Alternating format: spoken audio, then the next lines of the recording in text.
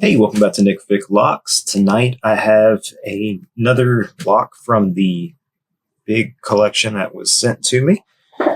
This one is a Weslock. Zoom in here, show that up to you. It's a Weslock. I believe they are a Canadian-based lock company. Haven't done too much research on it. But I did do a little bit of research on this particular one and couldn't find anything. So, this work had a tailpiece on the back of it that this here just so I could gut it, which I have done already because I wanted to see what was in it because it says magnetic owner guard. I was wondering what exactly that was.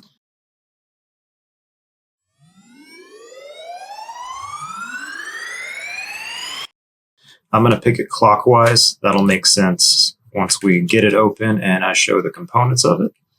As to the magnetic part. So 1, don't really feel much. 2, nothing. 3. And this lock is mastered. So we do have wafers in it, which can make picking easier or harder depending on how you want to look at it, in terms of just opening the lock versus picking it to the key you have. So the key I have raises all of the driver's master wafers included above shear.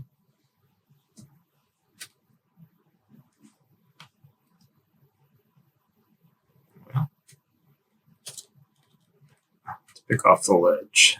1, 2, 3's binding, click, 4, 5.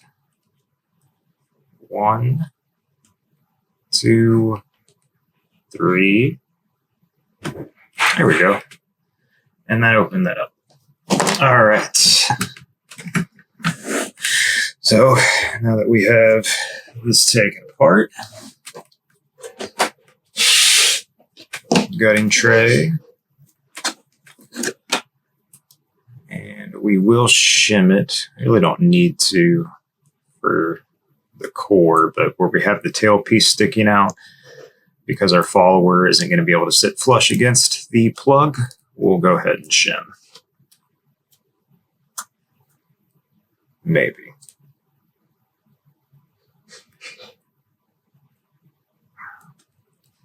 There we go.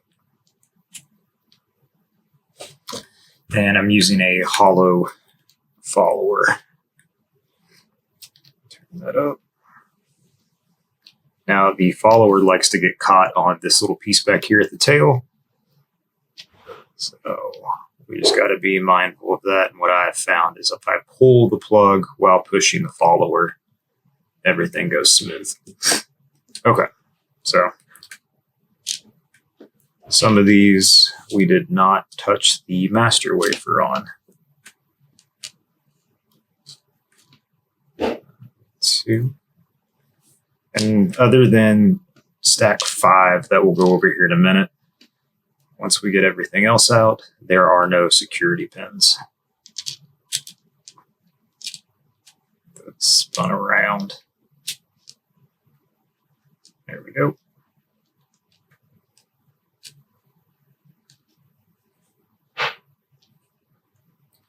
All right, and then 5. So you have a little ball bearing in there, which we'll show in a second here. Okay. Let's get our drivers. We'll go 1.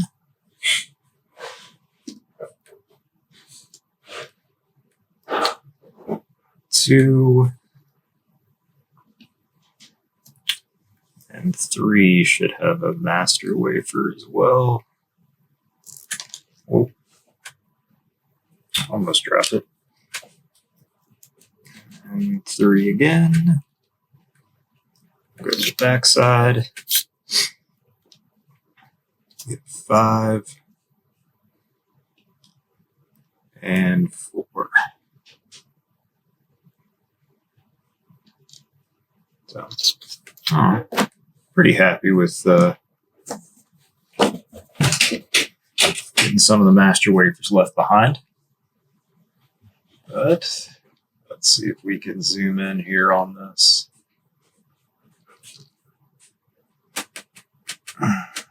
There we go. So if we take a look here, we can see our master wafers. I mean, the bitting on this lock isn't anything too crazy to write home about.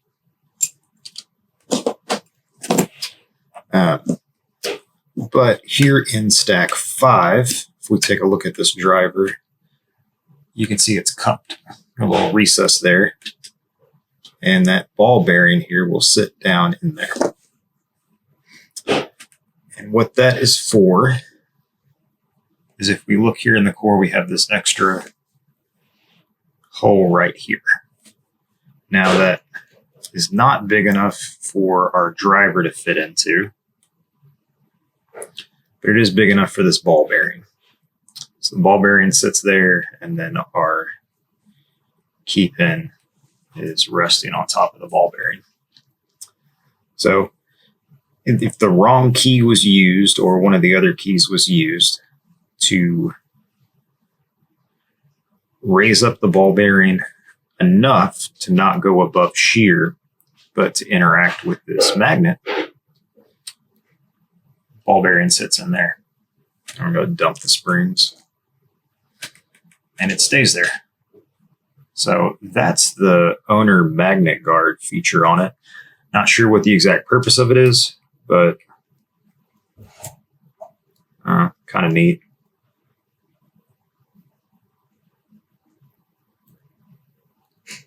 Get it out.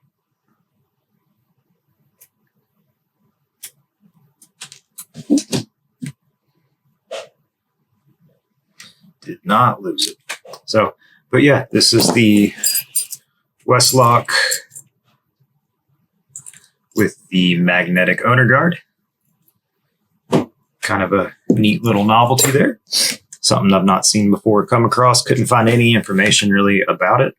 So if you know anything, leave a comment below and let me know so I can look into it and learn about it. It's kind of a neat mechanism. But appreciate you guys watching. If nobody told you, you matter, you're important, and I'm glad you're here. Y'all have a good night.